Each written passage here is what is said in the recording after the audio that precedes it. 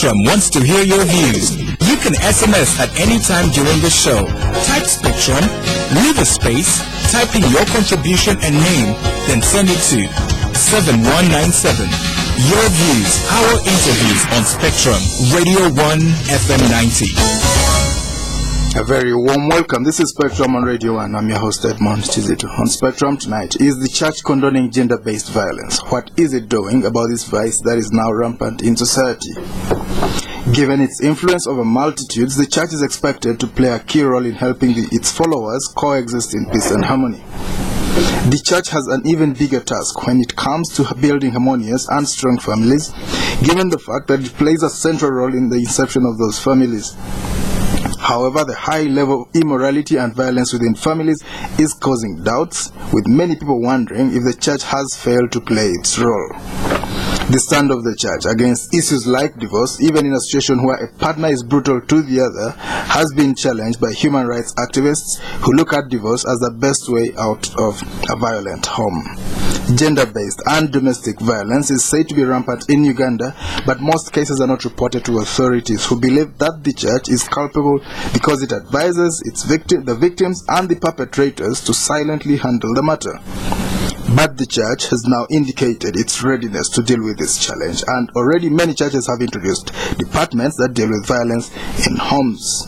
One of the churches now taking part in the fight against gender-based and domestic violence during the 16 days of activism is the Church of Uganda.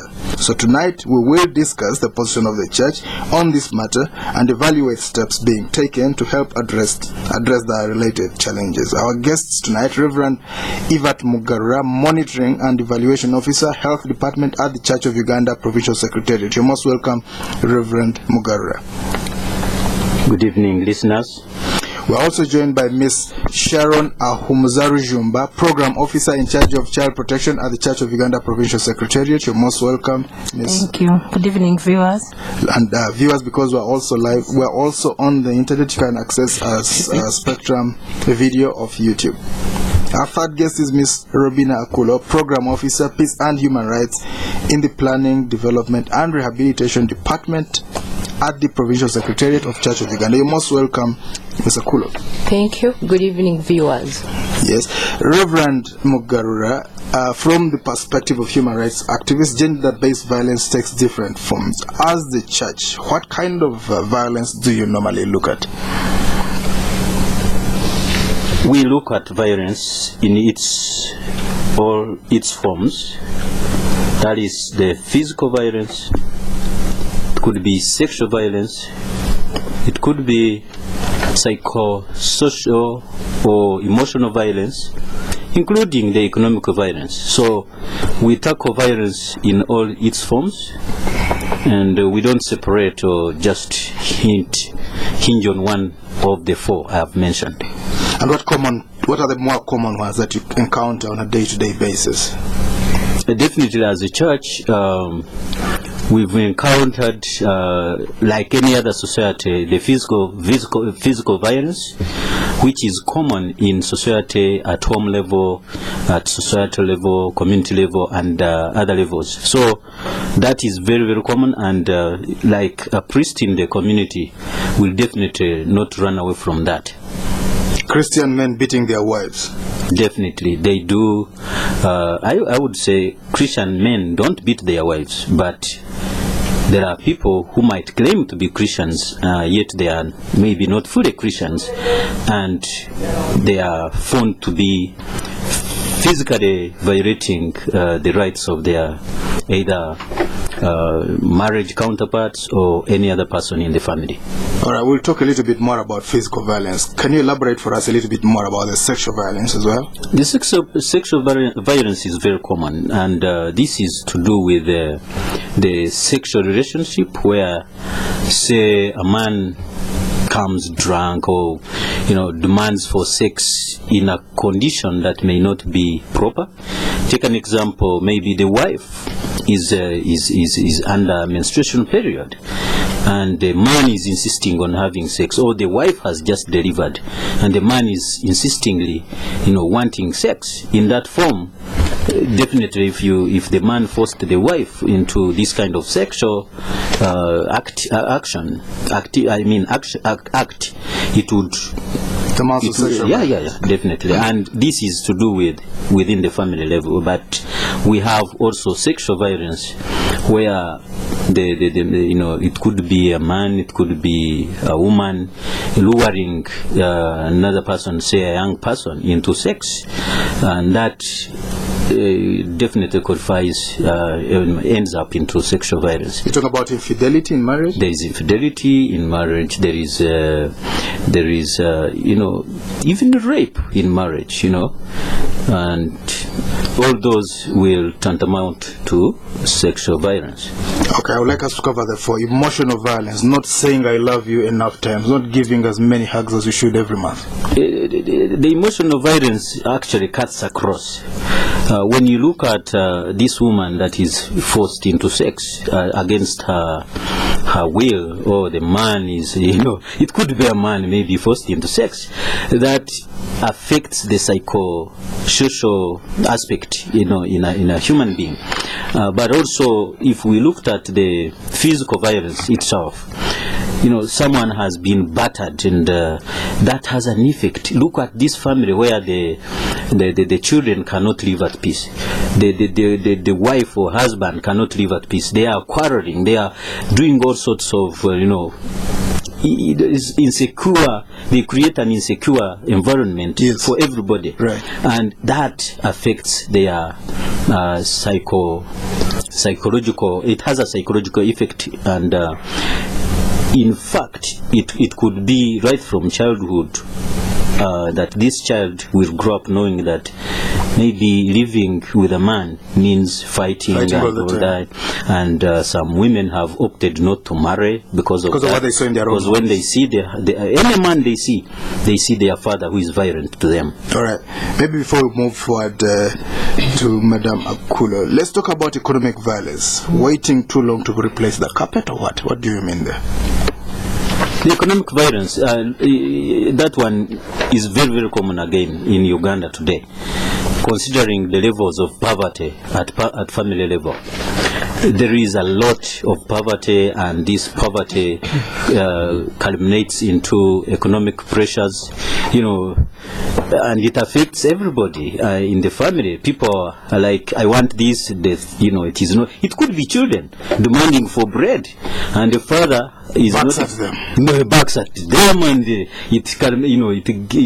gets hot, and something happens like that, and so the economic pressure will lead into economic violence. So someone is denied the chance to work, for instance, the wife maybe. Could be the wife, is denied an opportunity to work and meet the demands that come up with, that come along with the economic pressure of today. And if that happened, it would be an economic violence to that individual. Madam Akullo, what's your perspective of this? Do you get a lot of these cases of violence as the Reverend outlined them?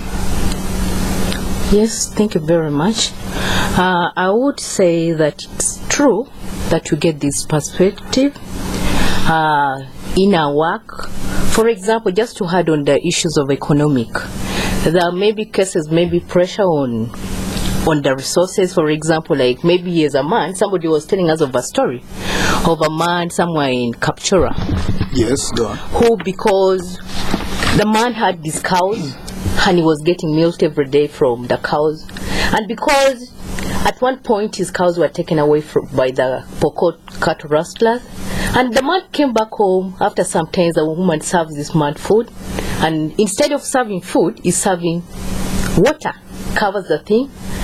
The man recognizes and finds this is water. It's not the normal food that I receive every day. What did the man do? The man, because of the psychological being that I'm supposed to be a man, the man goes out there and rob cattle from the Pokot. Yes. So all this, I think, it's kind of violence both on the side of women and men. When you talk about the physical, we are talking about violence that our children go through in form of rape, in form of defilement. We are talking about beating, hitting somebody. And even emotional, we're talking about somebody being silent. If today we are in marriage and I decide to keep silent on somebody, this is enough torture. It's even worse than the physical. That's emotional violence. It's emotional. You've not beaten him, but you have not beaten somebody, but you have just used silence to torture somebody. So I would say these things happen in our daily life. It happens at our place of work. It happens at home. In all spectra of our lives. And the other one that is so common is the sexual one, which Reverend Evatt talked of, including the sexual harassment, forcing our children to go get food for us because maybe somebody has something to offer. We force our children to get something in time. So it does happen every day. All right. Yeah. Madam Ahumuza Rujumba, what do you see when you look at this issue, and how do you handle it in your day-to-day work? Thank you. First and foremost, I appreciate that gender-based violence exists in our society. We live with it right off from our homes, in our workplaces, in the public atmosphere, even in the communities around us. And being that gender-based violence forms, as they've been talked about by my colleagues, the physical, sexual, emotional, economic, being that we really appreciate and recognize that they exist. The root cause of this, I believe, is all about misuse of power. Born as human, as the Bible tells us, God created us woman and man with equal opportunities and equal rights. There's a tendency of misusing power. Some people in homes, in our community, in our workplaces have tended to believe that they have control over others.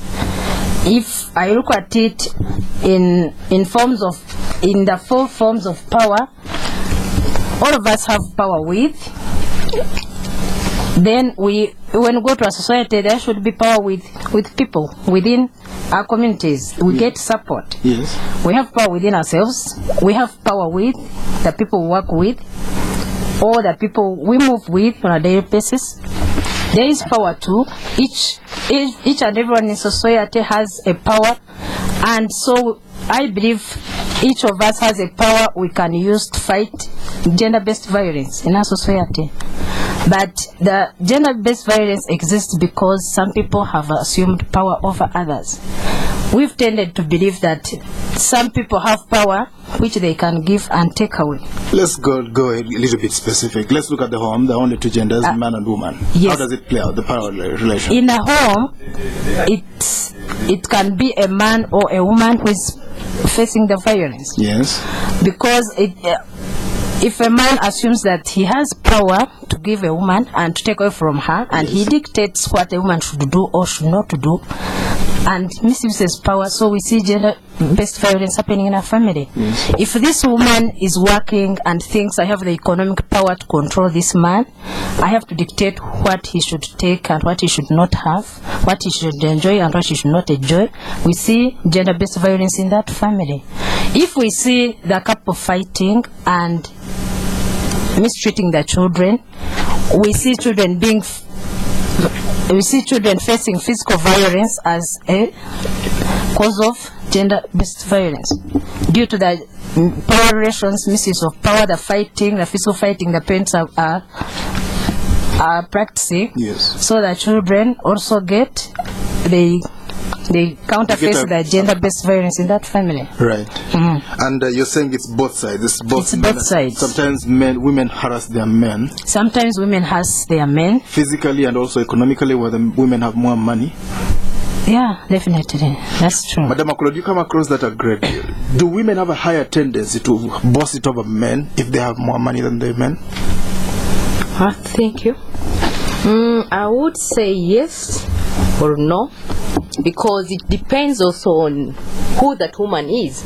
But if you had power, you had the money, you had the resource, and you value your husband as somebody that you love, then you will not have the domestic violence or against your husband. But if you look at money as everything, then definitely it will work out that, yeah, you use your power to do that. But generally, I would say yes, some women do use no. Even if I have something, I I don't. So the woman gets the money, she spends it alone. The man gets the money, they spend it in the home. It happened both sides. It's not just about being a woman, being a man. Do you get a lot of these cases? Personally, I wouldn't say they are there, but You don't have the actual statistics? Yes, I don't have. This is Spectrum on Radio 1 tonight. Is the church condoning gender-based violence? What is it doing about this vice that is now rampant in society? We have 3 officials from the Church of Uganda Provincial Secretariat. You will be able to contribute to this discussion. I'll read out the numbers when that time comes. You can also send a text message. All you do is type the word Spectrum. Type your message, question or comment and send it to 7197. That is Spectrum space message, question or comment. Send it to 7197. It will be read on air before we are out. Reverend Evatt, how do you prepare couples to avoid violence in the home? The different level, different types of violence that you've outlined for us.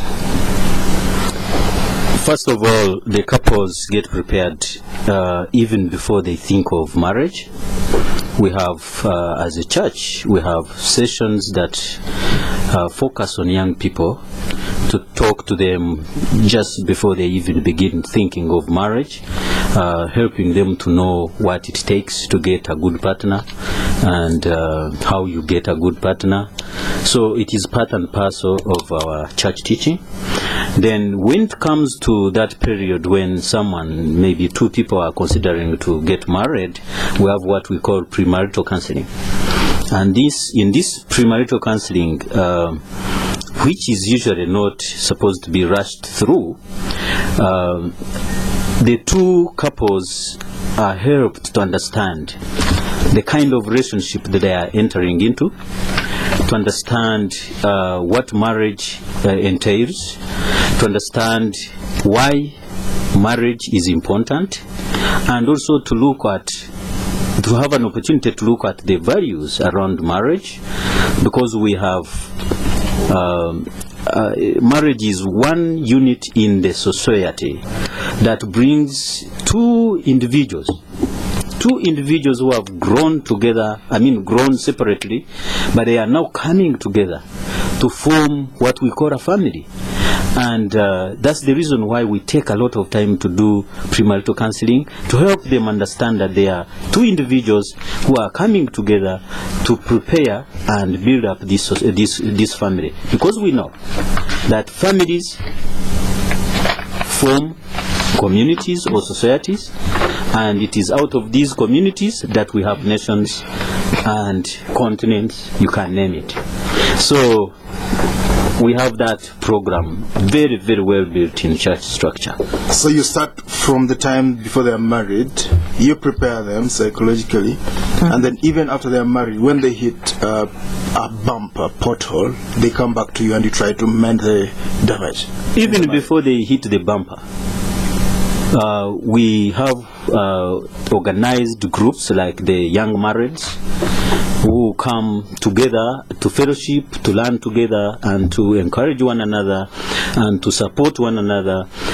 And it is through that structure that the church now has an opportunity to come again and remind the couples of what they vowed to uphold, and also to give them maybe what they didn't get during premarital counseling.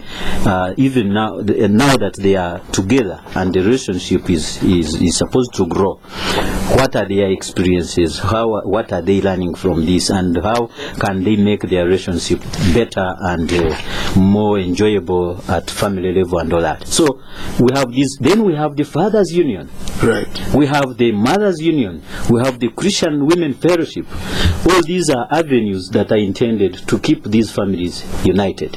This is Spectrum. Tonight is the church condoning gender-based violence. What is it doing about this vice that is now rampant in society? We're going for a break. We'll be back. Don't stay tuned. Oh man! Refugees killing me. How do Ugandans leave? Why are you crying like that? Hold up, huh? You know, I'm from overseas. I got a crowd with swag. I thought you've been in China. What's your American accent? Who cares? This is our Kimbug, huh? I can't leave without checking my email, my news, my feeds, videos, man. Well, you won't miss a thing with Orange's Internet Christmas bonus. At Orange, we know you have a lot to do online this festive season. That's why we give you up to 24 gigabytes free internet. Get 20% more internet every time you buy a packet for your modem or phone until 5th January 2012. So renew and share the festive joy. Man, I thought this happens only overseas. Christmas changes with Orange. Today changes with Orange.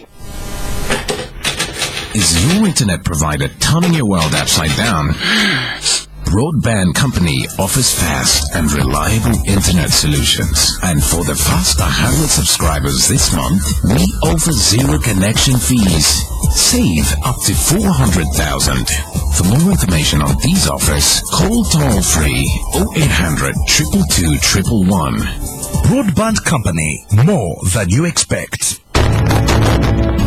John, Mike and I, we go back a bit. We knew John at the beginning, working for someone else. But he was different. He had vision, saw opportunities.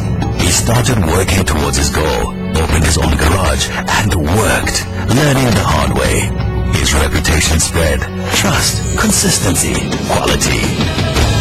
So many people were coming to him from all parts. He made himself and his whole street prosper, and also help friends see the potential in people and helping them on. But John never shouts about all his success. He's just who he is. Special. So here's to men like John, who make a difference, who enjoy Nile Special, the rich, satisfying taste from the sauce. Nile Special.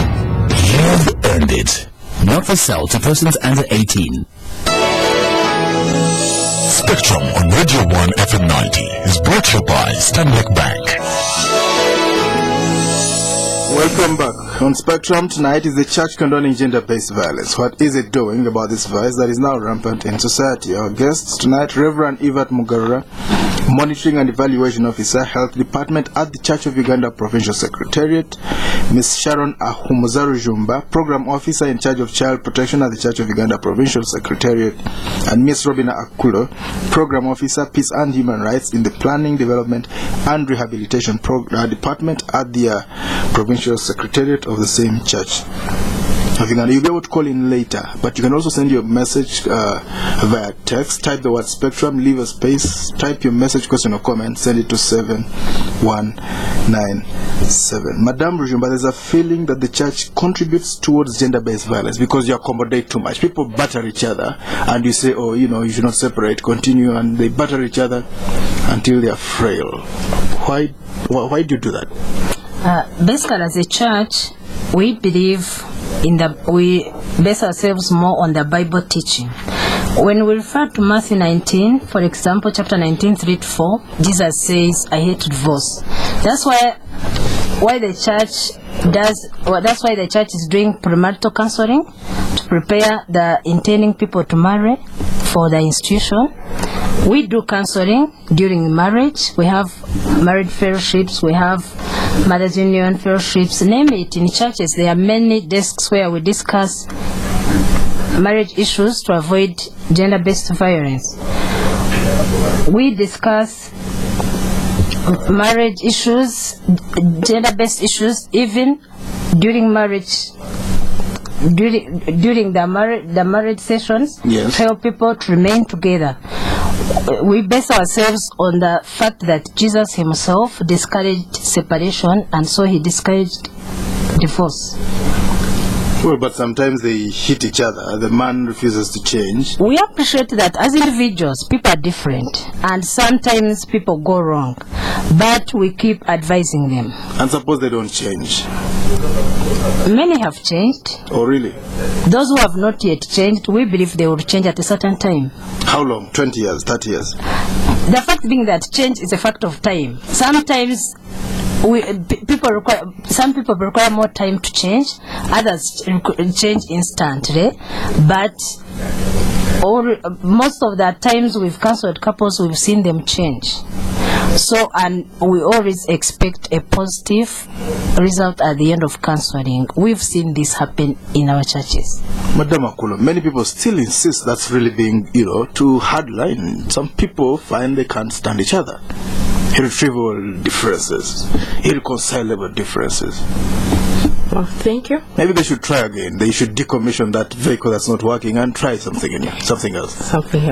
I think as a church, as she says it, we discourage divorce, just like Jesus said in the book of Matthew. But what we always advise, for example, in the book of Ephesians, the Bible tells us to submit to one another. Submit as wives, and husbands should love the women. Yeah. Because if you love somebody, you'll not be able to pick a club and hit on somebody. So her teaching is basically on love, teaching people to love and respect each other, because we believe if you love and respect somebody, you definitely will not do something that is bad to them. So for us as the church, our stand on divorce is clear. We do not encourage divorce. We only counsel them and teach them to in the fear of God. And encourage them that tomorrow is going to be better. Yes. Smile a little bit more. You mentioned something about the Bible saying that the husbands should love their wives, but the wives should